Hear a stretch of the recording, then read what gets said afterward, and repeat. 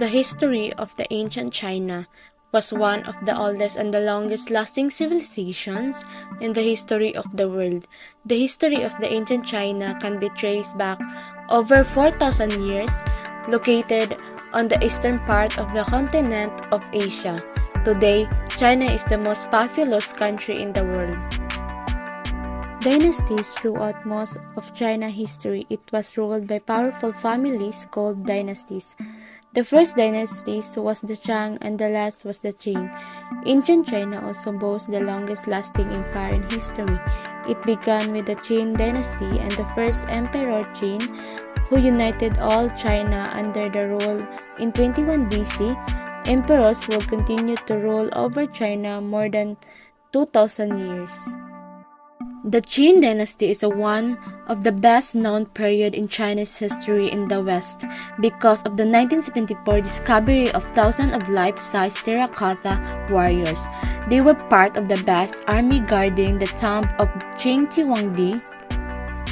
The government in early times, the lands were ruled by the feudal system where lords owned the lands and farmers tended the fields. In the later years, the empire was run by civil service officials who ran the cities, collected tax, and enforced the laws. Men had the fast exam to become officials. The Mongols or the Mongolians. The great enemy of the Chinese was the Mongols or the Mongolians, who lived the north. They even built walls thousands of miles long to try and keep the Mongols from invading. The Mongols did conquer China for a time, however, and established their own dynasty called the Yuan dynasty. The Great Wall of China is a wall that covers much of the northern border of China. The length of the Great Wall built by the Ming Dynasty is around 5,500 miles long. The original Great Wall was started by the Qing Dynasty, and the following dynasties continued to work on it. Later, the Ming Dynasty rebuilt the wall. The wall was built by the peasants, slaves, criminals, and other people that the emperor decided to punish. Soldiers were involved in building the wall and in managing the workers as well. It is estimated that millions of people worked on the wall over the course of over 1,000 years. Some scientists think that up to 1 million people died while building the wall. People building the wall were not treated very well. Many people were just buried under the wall when they died. The wall was built to help keep out northern invaders like Mongols. Smaller walls had been built over the years, but the first emperor of China, Qin Shi Huang, decided that he wanted a single giant wall to protect his northern borders.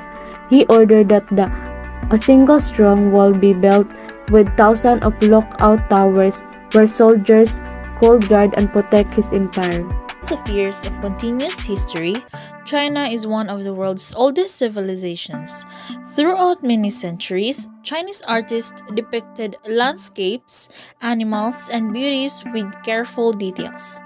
Instead of using flat canvases, they mostly created paintings on hand scrolls.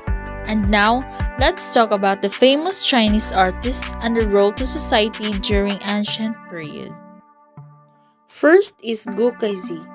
Gu Kaizi is largely considered the father of Chinese painting and one of the most famous Chinese artists from the Jin dynasty. Unfortunately, none of his original Chinese drawings and paintings survive. But his artistry exists through exact copies made on silk hand scroll paintings that has been attributed to him. One such example of his painting is the exceptional piece, The Nymph of the Lu River. Han Huang. Han Huang was a prime minister in the Tang dynasty. Huang painted the 5 oxen during the 8th century. The 5 oxen by Han Huang was one of the rare extant paper paintings of the Tang dynasty. Fan Zhongzheng, known by his alias Fan Quan. Fan Quan was the most famous Chinese landscape artist from the Song dynasty. Travelers Among Mountains and Streams is his most famous Chinese painting on silk. It is recognized as one of the triumphs of Chinese landscape art works. Chu Ying. Chu Ying was considered one of the Ming dynasty's 4 great masters. Spring Dawn in the Han Palace was one of his artwork. Ying depicted several scenes from the ladies' quarters of the Han Palace during Han Dynasty. Wang Ximeng. Wang Ximeng was a Chinese painter during the Song Dynasty. Wang was a student of court painting school where he was noticed by Emperor Huizong of Song, who saw Wang's talent and taught him. At the age of 18, he created his only survived work called A Thousand Li of Rivers and Mountains. He died several years later, but he left one of the largest and beautiful paintings in the Chinese history. Zhang Huan, born in 1965 in Anyang, China, highly influential and proactive contemporary artist. His ideas are conceived as existential explorations, the layer of his ideas with his early performance art, but also work in paintings and photography. Song Dong, born in 1966 in Beijing, where the artist continued to work and resides. Song Dong is one of the best-known figures in the Chinese contemporary art scene. Explores the theme of memory, self-expression, impermanence of transcendence of human and divorce, and the value of human expression in China's rapidly developing society. He also practiced working in painting, video performance. Yang Fudong, born in 1971 in Beijing, contemporary artist working mainly in film photography and installation. His visual language is marked by dreamlike, mysterious atmosphere.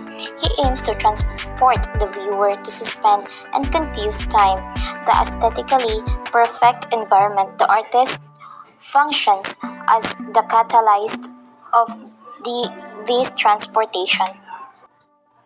He Shangyu, born in 1986 in Liaoning province of China. His experimental practice challenges materials and conceptual elements, investigating personal, social, and political themes using various ideas. He aims to guide and even adjust our perception through materials. He reflects on philosophical ideas, think of materialism, the absolute of our society. Yan Peiming, born in 1916 in Shanghai, most important Chinese contemporary painter of his generation. His figurative works often on a canvas using just two tones and expressive brush stroke depicts politicians, actors, popes, iconic artworks, and the artist himself. Variety of themes and subjects strongly embedded to the art of historical tradition of European paintings. Ancient Chinese architecture and its hidden meaning. In traditional Chinese architecture, doors and windows are picture frames for the changing seasons. This passageway in the Forbidden City creates a perfect view of the apricot blossoms in spring. The red wall, green tiles, and white flowers in the image all complement each other. Ornate rooftops with swooping lines are classic characteristics of traditional Chinese architecture. The uplifted corners are called flying eaves, and they give an air of lightness and flexibility, as if the whole structure were being lifted up by the corners. The eaves can also drain water and deflect lightning strikes. This image depicts the exquisitely painted flying eaves and bucket arches of a traditional ornamental roof in the Forbidden City, Beijing. Soil. One of the 5 elements is represented by the color yellow. It's the sacred center, the foundation of all things.